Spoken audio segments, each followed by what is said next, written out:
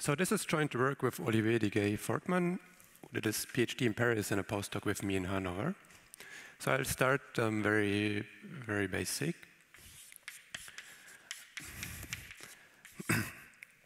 A lattice in a G-dimensional complex vector space is a free subgroup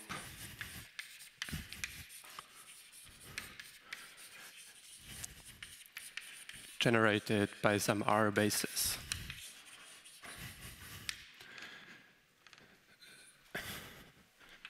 So as an example, for G equals 1, C is just a plane, and we pick two linearly independent vectors which generate a lattice like this.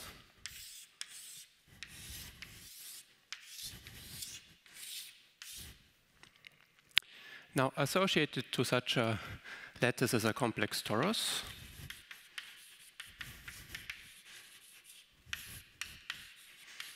Which is the quotient of this vector space by translation with the lattice. So in this example, you take a fundamental domain, and then you have to glue opposite sides. So if we do this, we get a torus. That would be the topological picture. And so for G equals 1, and that's the higher dimensional case.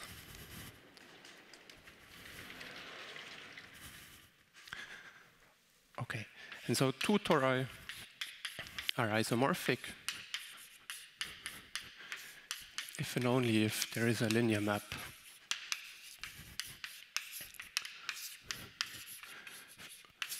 from CG to itself that carries one lattice to the other.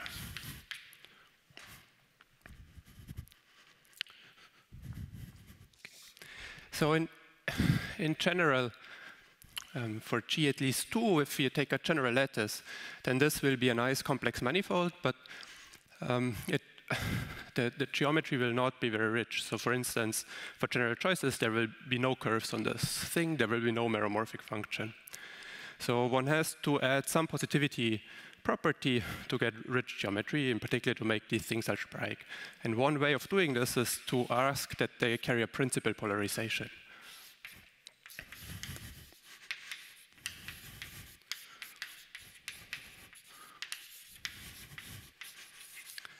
So a principally polarized abelian variety.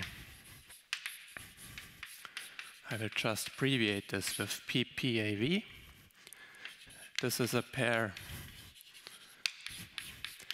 A comma theta, where A is a complex torus, so essentially determined by some lattice inside C to the G. And theta is a divisor, or rather a divisor class up to numerical equivalence. It's a divisor on A that has only one section. So this is the additional piece of data that makes these guys algebraic and gives them special properties. Instead of writing down the divisor, you can just write down linear algebra data that implies the existence of such a divisor. So this is equivalent to a positive definite Hermitian form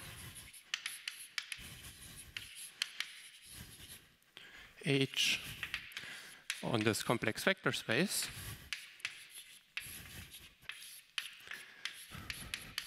Of course, this alone is not a condition, such that the imaginary part of this form, restricted to the lattice lambda, is integral, so it takes on integral values, and it's unimodular.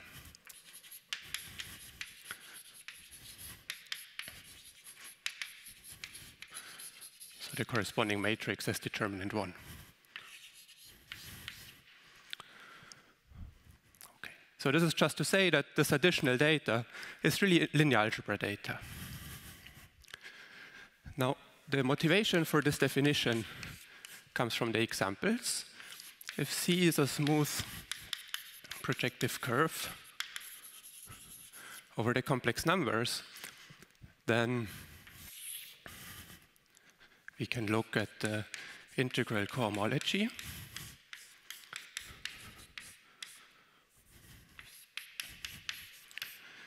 And this will be a lattice inside the real cohomology. So this is a vector space of dimension 2G. And this is generated by an R basis of this vector space, essentially by construction. But then, so this is purely topological. But then, since a smooth projective complex curve, Hodge theory gives a canonical complex structure on here. This is isomorphic to the space of 0-1 forms. There's a way of writing down such an isomorphism, and now this becomes a complex vector space of dimension G. And so we can take the quotient.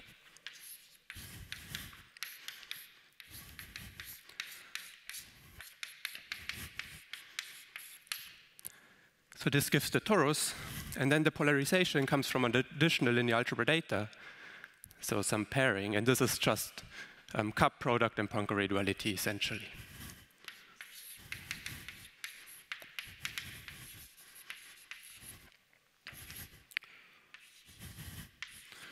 So the polarization is induced by cup product. Oh yeah. And conjugation plus Poincare duality. So essentially think about it, the unimodular pairing that you get on the first cohomology just by cup product and Poincare duality. Okay, so that's the first example. And then maybe the relevance of this example.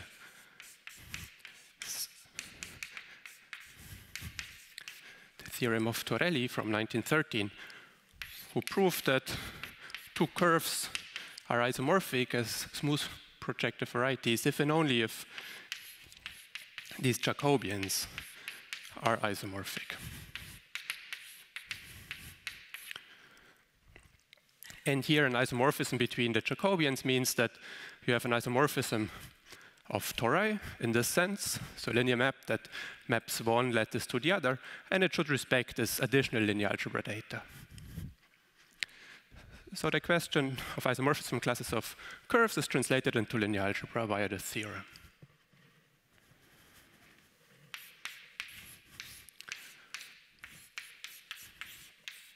It's natural to wonder whether this works for other classes of varieties, and here is another famous example.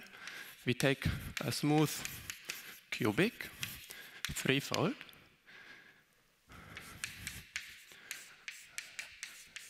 then we can look at the third cohomology, and of course this is again a lattice inside the real cohomology.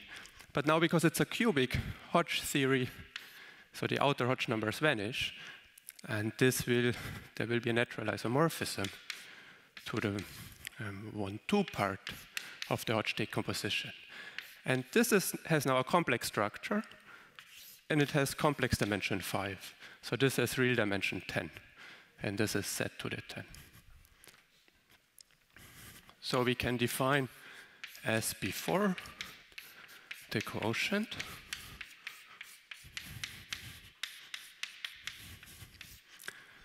and this is a complex torus of dimension 5. Moreover, there is a natural polarization, and it's just defined as before. And it's a principal polarization. So there is a principal polarization induced by cup product plus Poincare duality. Right, so the cubic has dimension 3, so real dimension 6.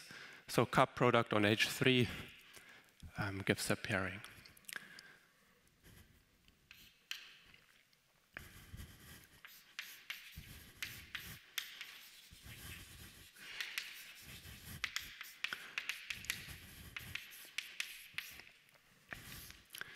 Now you can ask the same question, and in fact, the same holds true. So two cubics are isomorphic if and only if two smooth cubics, if these intermediate Jacobians with the polarization are isomorphic.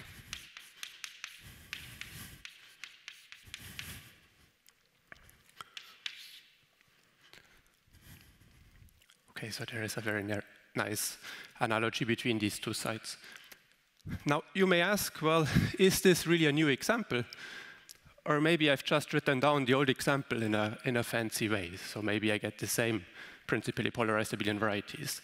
But that's not the case, and that's the second part. Or that's another theorem in the same paper.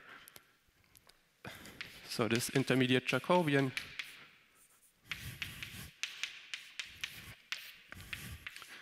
is not isomorphic to any Jacobian of a curve. So these examples are really new. And this theorem, the relevance of this theorem is that it implies that the cubic is not rational. So if it was rational, then you could start at P3 and you blow up curves and points and blow them down and arrive at Y at some point. But that just means that this intermediate Jacobian has to be isomorphic to the Jacobian of a curve, one of them that you blow up. And since they proved this is not the case, it's irrational.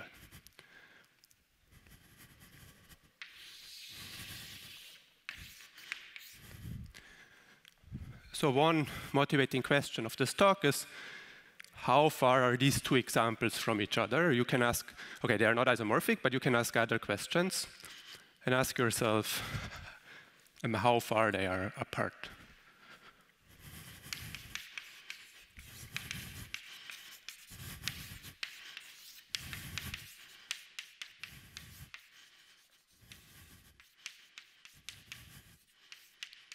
And we will see later that this is closely related to more refined rationality questions on the cubic, to stable irrationality in particular. But I'll come back to this.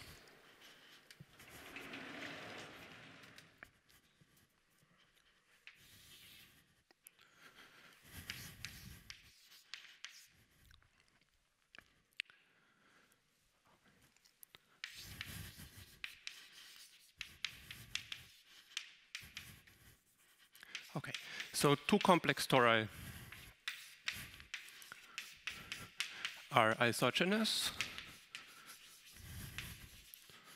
So I tried to write down a weakening of the of isomorphism, and one weak version of isomorphism is an isogeny.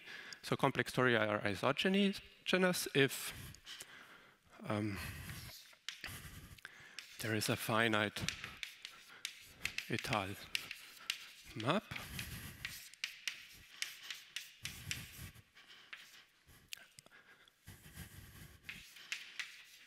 between these quotients. So in topological language, that just means that one is a topological cover of the other.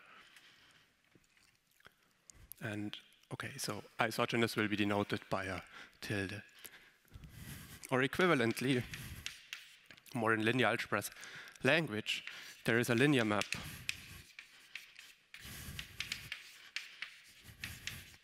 from CG to itself that carries the lattice tensor Q to the other lattice tensor Q. Okay, so if the lattices are carried to each other, then the tori are the same. And if this is true rationally, they are isogenous.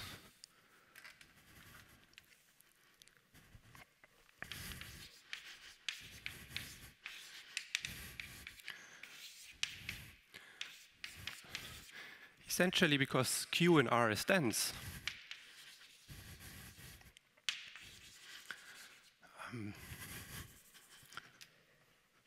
For any principally polarized abelian variety A0, the locus, okay, and I dropped the polarizations because they're not so important anymore from now on. The locus of all principally polarized abelian varieties that are isogenous to the given one in the moduli space of abelian varieties of dimension G is countable and dense. So in other words, if you have two such guys, then up to changing the lattice a tiny little bit, they are gonna become isogenous. Maybe not isomorphic, but isogenous. That's what this is saying.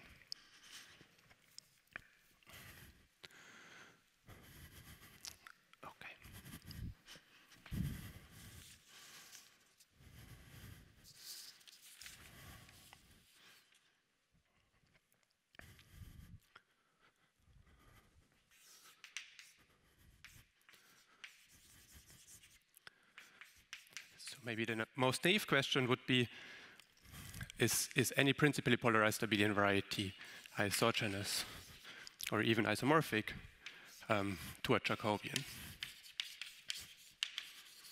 And the answer is yes, if the dimension is at least 3, and no otherwise. And the reason is a dimension count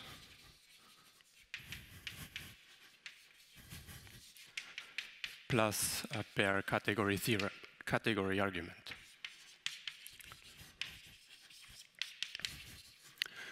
So more precisely,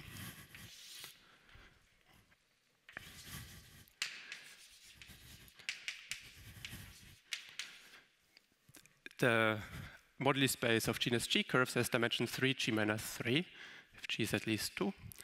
And this is strictly smaller than the dimension of the moduli space of principally polarized abelian varieties, which has dimension G times G plus 1 over 2. So these two numbers agree for G equals 2 and 3. And that's essentially the proof why the answer is yes for G less or equal 3. But starting at the value G equals 4, this number is bigger. And now the sublocus of all principally polarized abelian varieties that are isogenous to Jacobians is going to be a countable union of strata, and each strata has this dimension because it comes from curves. Well, and that is not going to eat up all the space by bare category theorem. So this is easy. It's easy because we work over the complex numbers. You can ask the same question over other fields, then the answer is not so easy, but still true.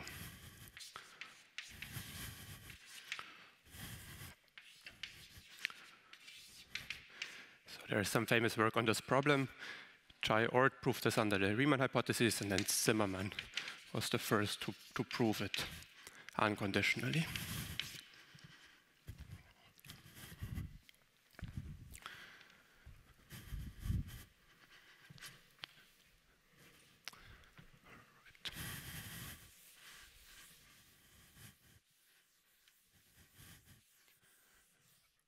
Is this too bad?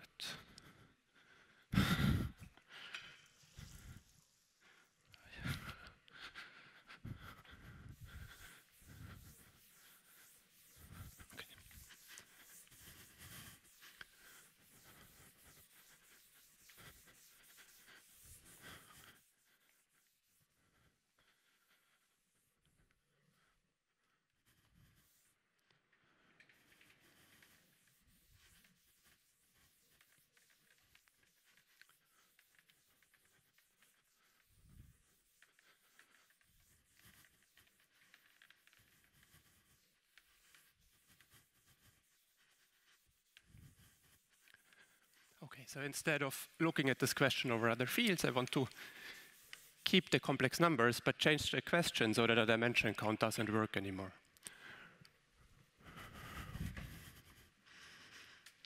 So this is question 1.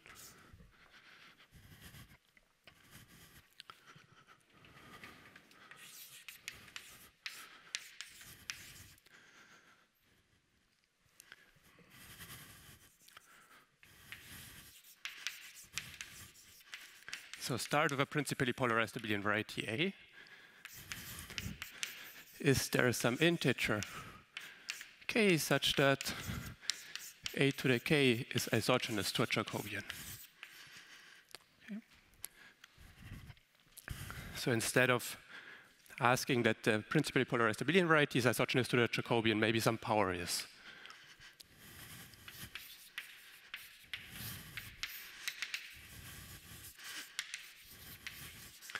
And now, of course, a dimension count does not work.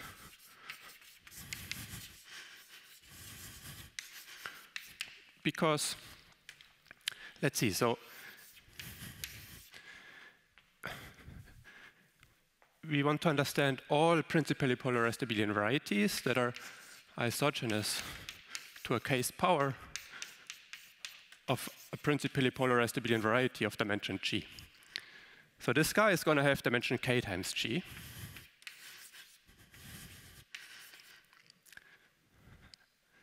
And the dimension of this locus is just the dimension of the locus when you vary A. So it's just a dimension of AG. So it's a countable union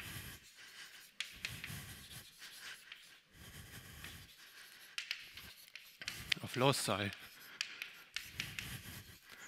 of dimension G times G plus 1 over 2. But there is also the image of mg via the Torelli map. So the locus of principally polarized abelian varieties that are Jacobians. And this has dimension 3g minus 3.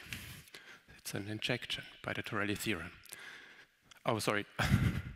It's not 3g because now the dimension is k times g, so there's a k here. And now, of course, for k very large, this is much bigger than this number. And so a priori, for dimension reasons, there's no obstruction that a component lies in this sky.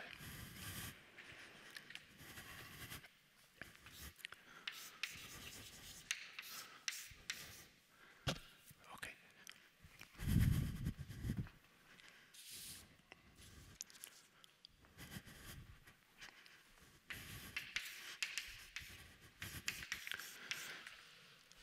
There has been some work on this problem.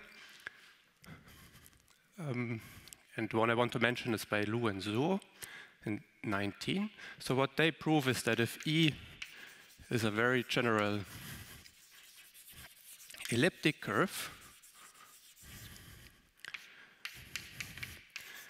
then the case power is not isogenous to a Jacobian for all k bigger or equal than 12. So C is here a smooth projective curve. Not isogenous.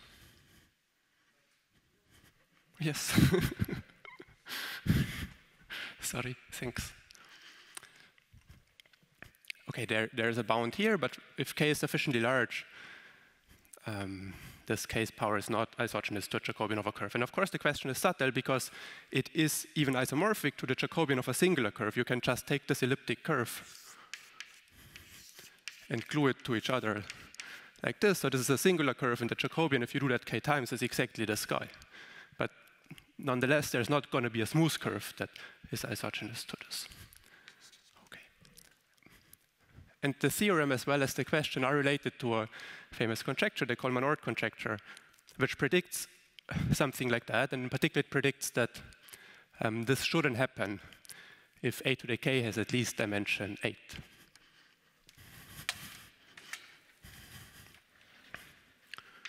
Maybe a remark.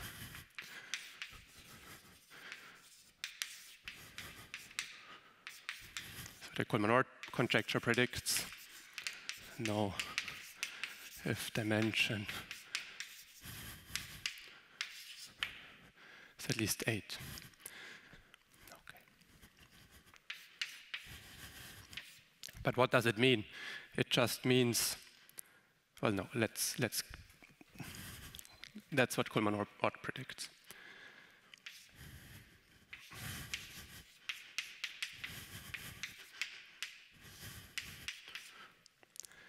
Okay, so our result is as follows. Let A be one of the following, either very general, principally polarized abelian variety of dimension at least 4, or 2, the intermediate Jacobian of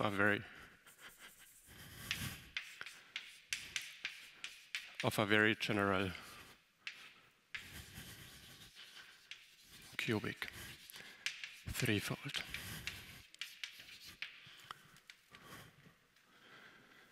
Then no power of A is isogenous to a Jacobian of a curve.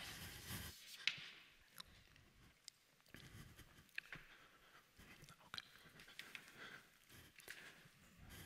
Now let's see if the dimension is at least 4, that's our assumption, then in the case where the power is 1, the question was easy, it was just a dimension count. So the first non-trivial case is when k is 2, and indeed 2 times 4 is bigger or equal than 8, so we are exactly in the Coleman-Ort range.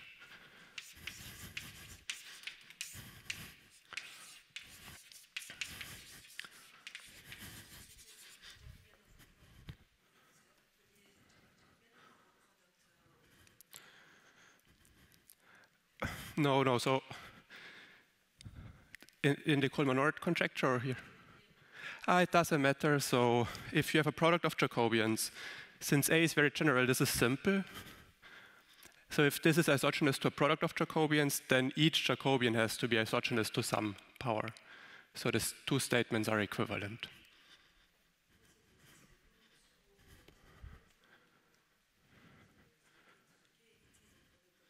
Yes. Absolutely, yeah.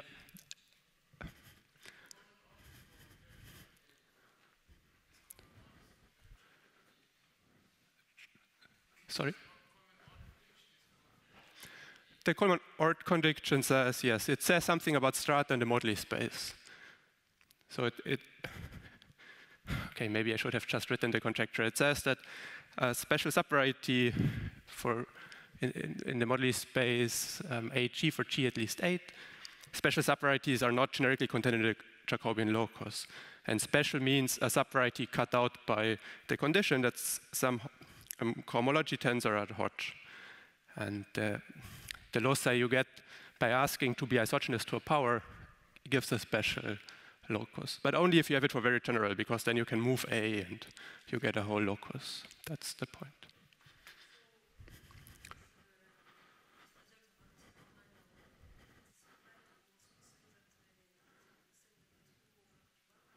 Yeah, it could be true. But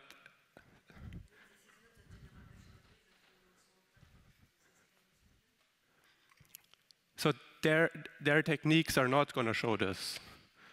No, otherwise we didn't have to do anything here. No.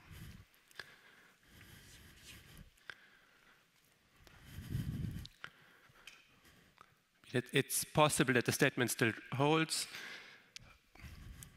but the complex statement is not hard, and that took us 50 pages or so, plus lots of previous work.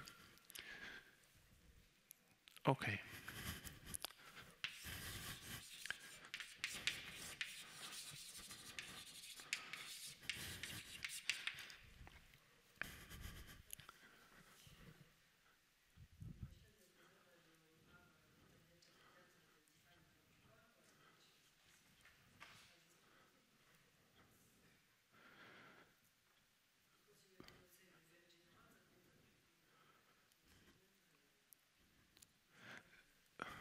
Yes, we don't know. So these guys are certainly not defined over Q bar.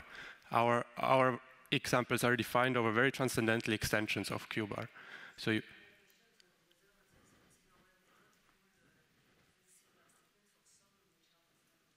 yeah, I understood the question. I think this is open. Yeah.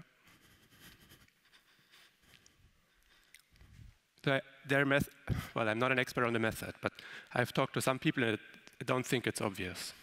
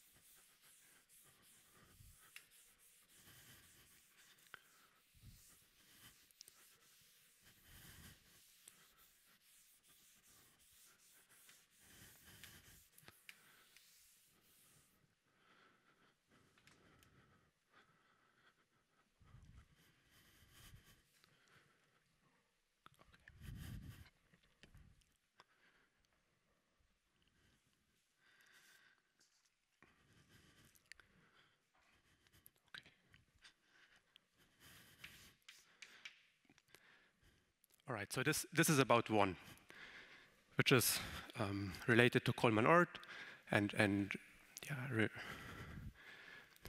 okay. But then there is part 2, and part 2 is not related to Coleman-Ort, nor to this work of Zimmermann, because this is really not, it's not a special, the locus of intermediate Jacobians of cubic 3-folds is not a special subvariety, so these conjectures do not apply. It's a different kind of a statement.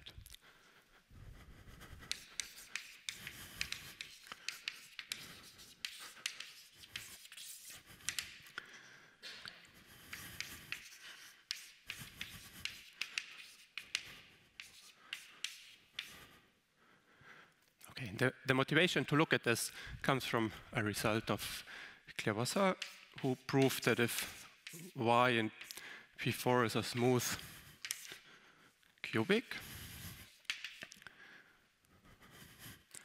then the following implications hold. So you can first ask whether this is a decomposition of the diagonal.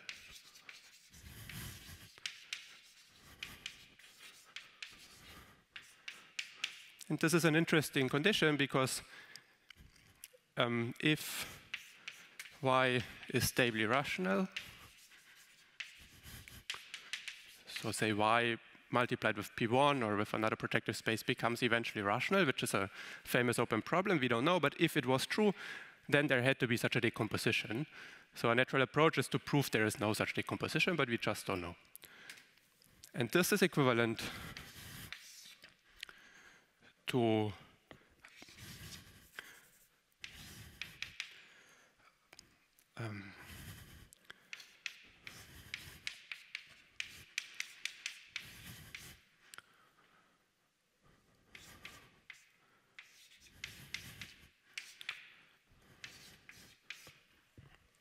the question whether this class, so there's the theta divisor, and you take the first power, and then it's a general fact that this is divisible by 4 factorial in integral cohomology, and you want that this is the cycle class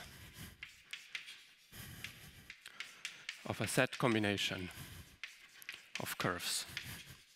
So it should be an algebraic class. This is equivalent. So to prove that there is a decomposition of the diagonal, or to prove that there is one, you have to prove that this is algebraic. Now, how to do that? And in the same paper, Claire found many cubics that have that property, and what she did is she constructs an isogeny of odd degree from a Jacobian of a curve. And if you have that, then algebraicity follows, because 2 times that class is algebraic by the prim construction, so you only need an odd multiple. You need to show that an odd multiple of this class is algebraic.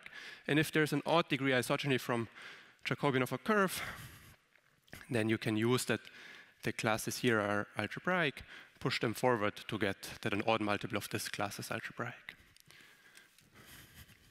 So this holds for codimension 3 loci in the moduli of cubics.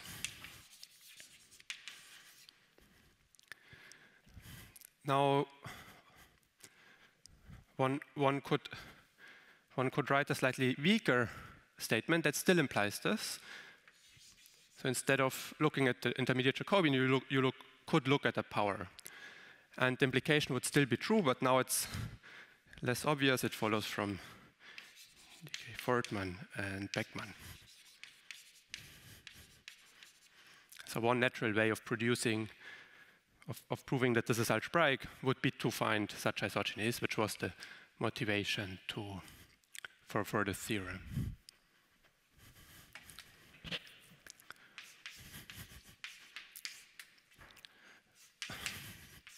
So A shows that 3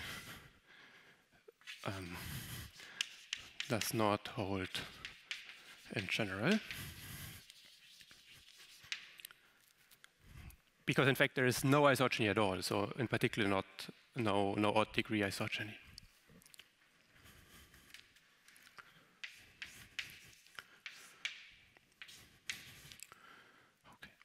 the case k equals 1 goes back to Naranjo-Pirola. That will be mentioned in a second. Okay. So now how do we prove this theorem? This follows from another result.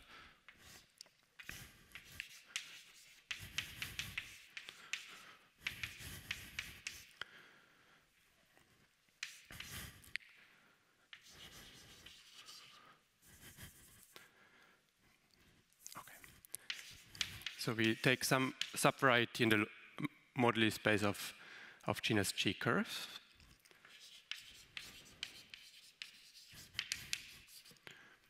And we take a curve in Z that is very general. And we ask that Z contains all hyperelliptic curves. So it should contain the hyperelliptic Jacobian, the hyperelliptic locus. So what that just says is that you have a very general curve. Well, you have a curve of genus G, and it admits a specialization to a very general hyperelliptic curve of that genus. That's what this assumption is saying. And then maybe there should be an assumption on the genus. The genus should be at least 4.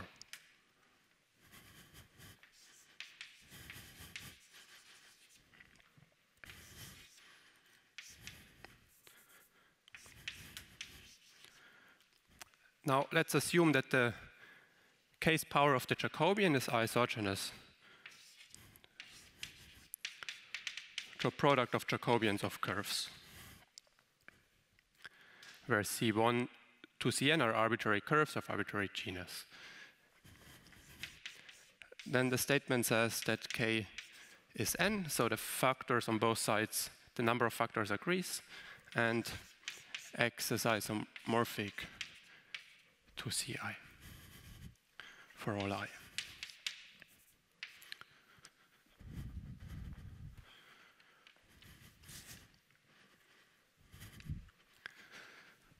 So what is this saying? This is some kind of strengthening of the Torelli theorem. So if the curve X is sufficiently general, say a very general curve of genus G, or very general hyperelliptic, then you can recover the curve just by the isogeny type of any power of its Jacobian.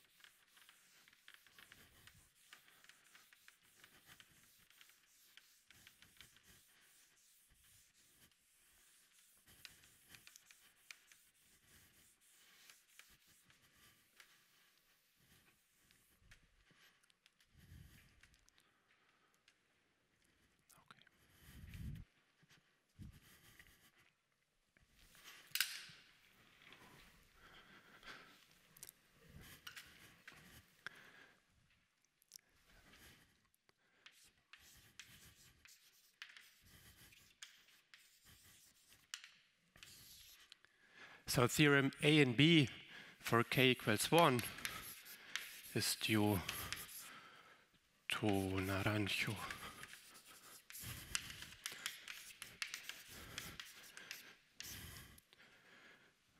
When exactly was there?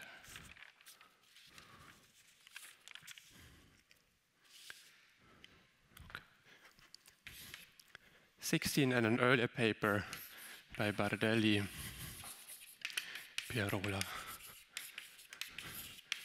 in 89. So this is the base case, and somehow we build on that.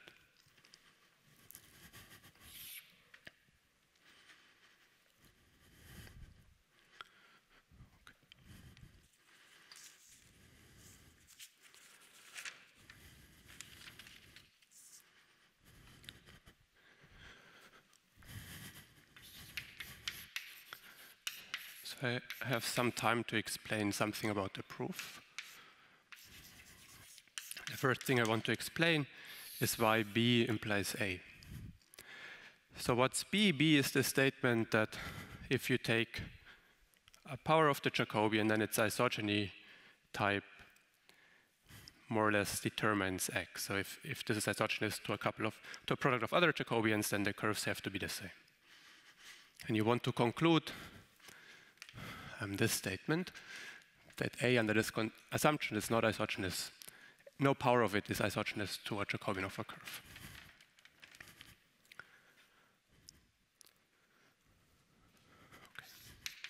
Okay, so assume there is an isogeny from the Jacobian of a curve to some power of A, where A is as in theorem A.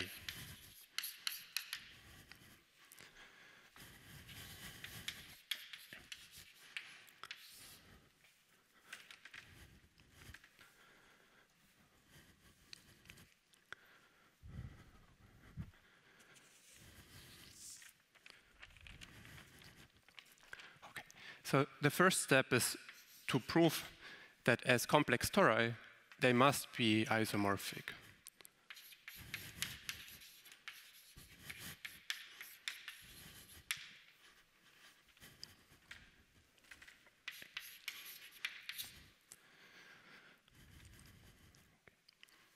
Okay, so how do we do this?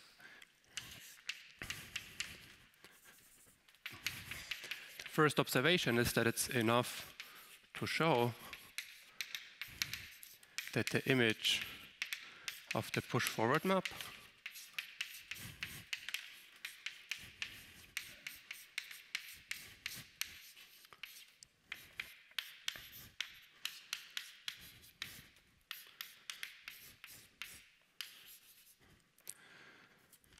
is m times the space for some matrix, some k times k matrix.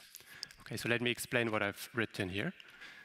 We have this cover, this map, this isogeny from the Jacobian of the curve to the k's power.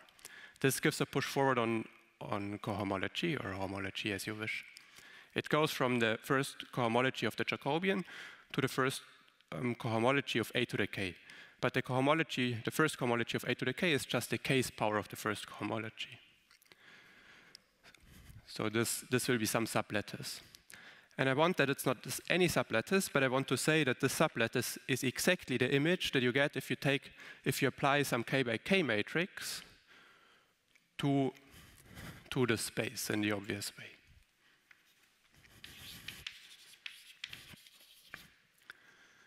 Okay, so why is this enough? This is really the trick that goes back to Bardelli-Pirola. In the case k equals 1, and it's a version of this. So if this holds,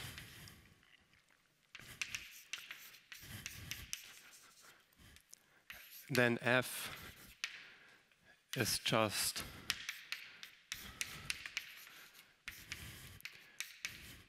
this isogeny. And why can I tell? Well, you dualize both isogenies, and then you notice that two isogenies that start at the semi-abelian variety coincide if and only if their kernels are the same. And to compute the kernel, you just have to understand this image, but both have the same image. And so both isogenies in the other way have the same kernel, so they coincide. In particular, this Jacobian has to be a to the k.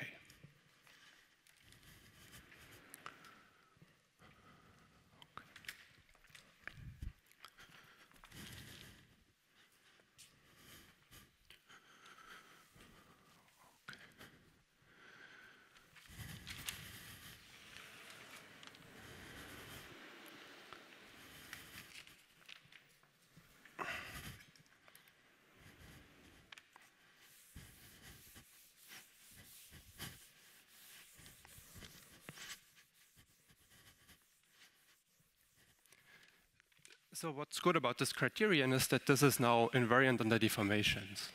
You just want to prove that the image of the push-forward map has a certain shape, and for this you can deform the abelian variety A.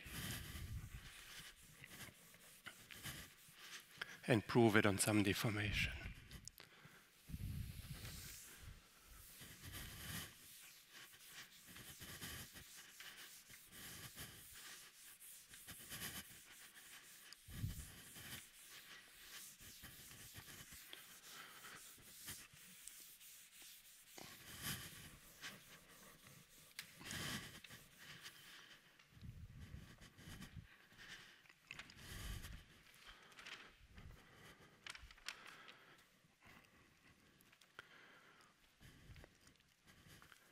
Okay, so we can deform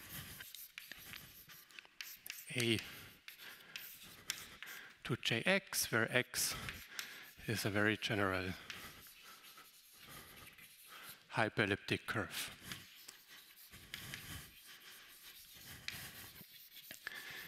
Okay, so why can we do this? Well, our assumptions imply this. So by one, it's clear if A is just very general of dimension 4, you can specialize it to a hyperelliptic Jacobian. And in the second case, it's less obvious, but it's work of Colino.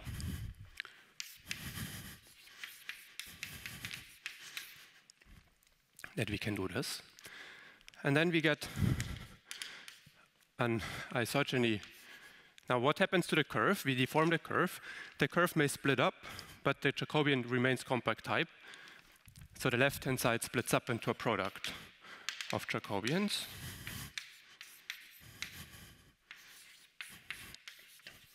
And we get an isogeny like this.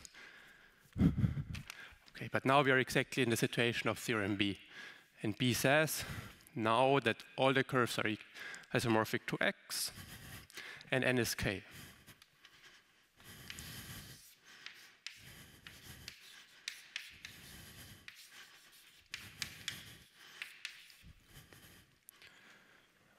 Well, but that says that F0 is a map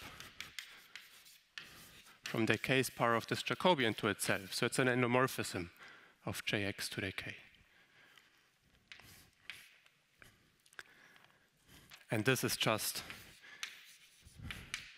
given by multiplication of k by k matrices because Jx is simple. So there are no non-trivial endomorphisms of Jx. So this gives the matrix, and that's how you prove that this push forward is really given by multiplication. The image is given by multiplication of a matrix. So that's where the matrix comes from. So that's theorem B.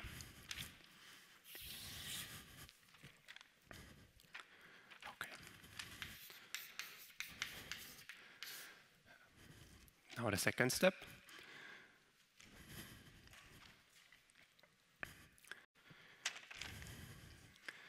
Positive definite.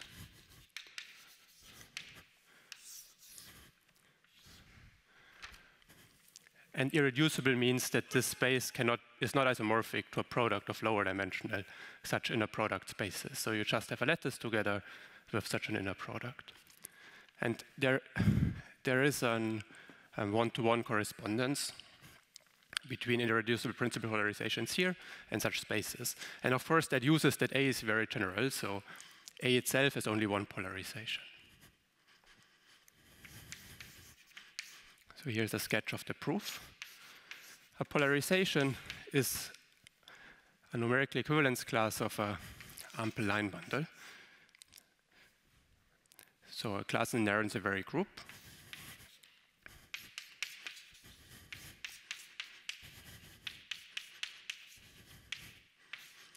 And for any such class, we get a homomorphism from the abelian variety to its dual by mapping a point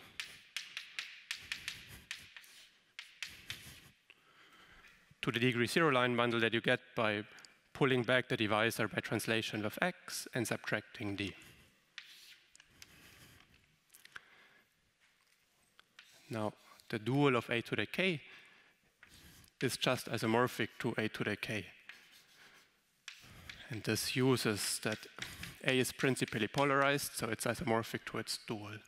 So what is written here is really the endomorphisms of A to the k. But then as before, endomorphisms of A to the k are just given by matrices, because A was sufficiently general so that it's simple. It has no endomorphisms, no non-trivial endomorphisms. So a potential polarization gives us a matrix, and then you just prove that this matrix is symmetric and the determinant 1, and it's positive definite, to give you such an inner product space. So that's a check.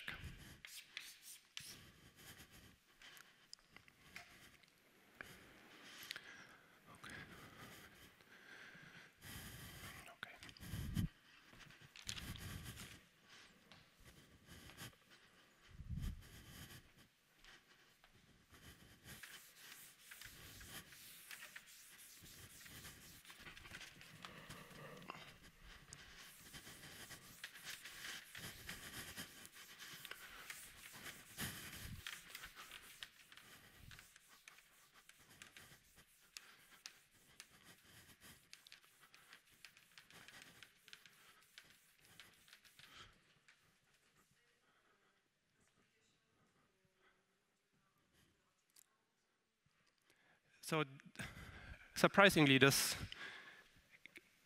an open problem to classify the right-hand side. So I think this is done up to dimension 20-something, but in general, it grows exponentially, and it's not classified. It's a hard problem. The problem is that this is integral. That's the problem. So it is classified in low dimensions, but not in general.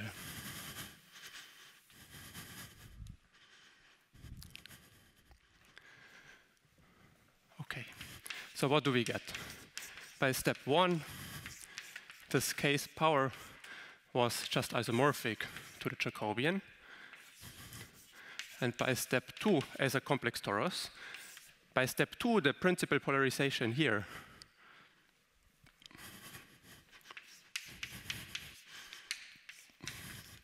on the right-hand side, it gives some principal irreducible polarization on the right, so it has to correspond to some inner product space.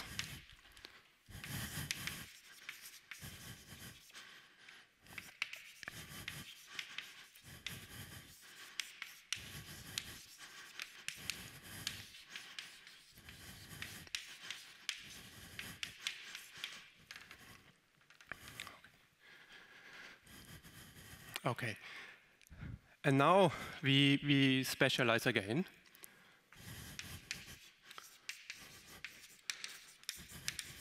So we specialize A to E times B, where E is an elliptic curve, and B has dimension 1 less,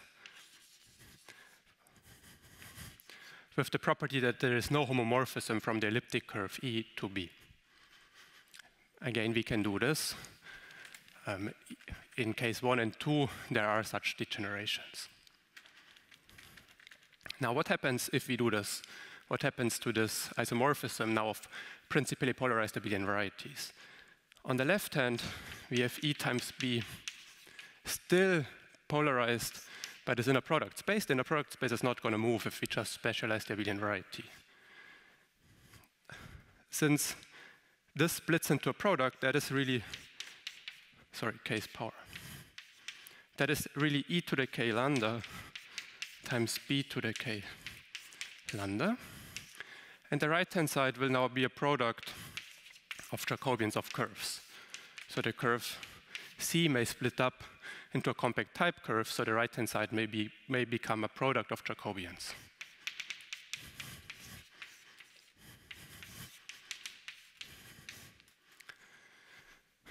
But lambda was an irreducible inner product space. So this is an irreducible principal polarized abelian variety, so it has to match an irreducible factor on the right. So EK comma lambda has to be isomorphic to one of those Jacobians for some I.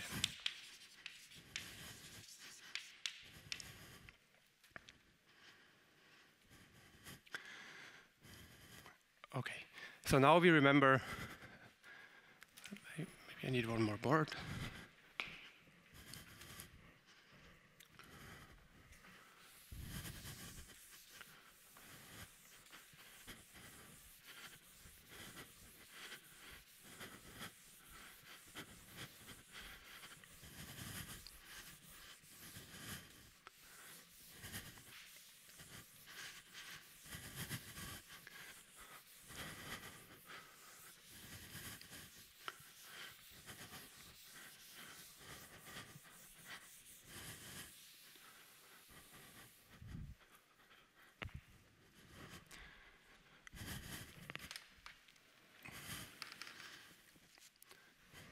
Okay, so some case power of this elliptic curve is isomorphic to a Jacobian. I've said earlier that there were some results that something like that cannot happen. Indeed, by Lousseau,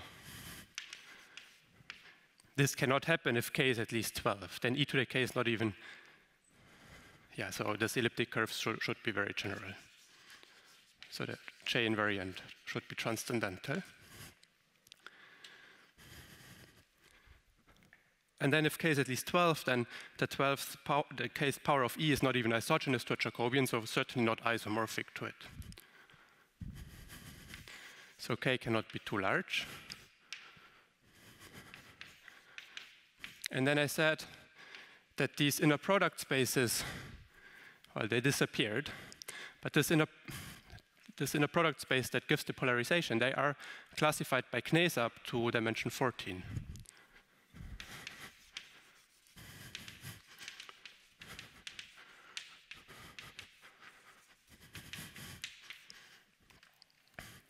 So we are lucky and we look at the list and then we get that k has to be 8 and this inner product space has to be the E8 lattice.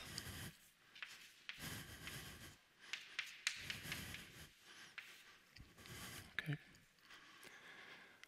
Well, okay, so there's one case. So it could be that case 8 and the 8's power with the E8 lattice polarized is the Jacobian of a curve.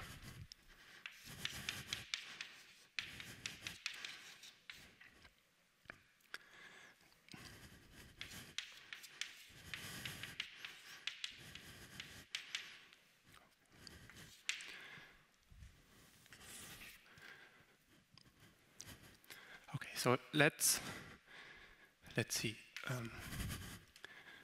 To rule that out, we look at the automorphisms of this guy. So the automorphism of this 8th power of the elliptic curve with the E8 lattice polarized is just the Weil group of E8. On the other hand, this is, if there is an isomorphism like this, then this is isomorphic to the automorphism group of the curve.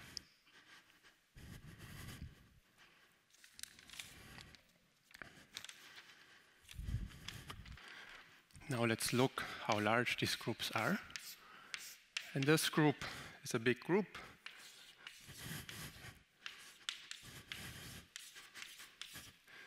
So it has that many elements. But the automorphism group of a curve can never have more elements than 84 times the genus minus 1. Now we know that this is an 8th power of the elliptic curve, so the genus of the curve is 8. So this is 8. And then this number is much smaller than that number, and this is a contradiction. So, yeah, I stop here.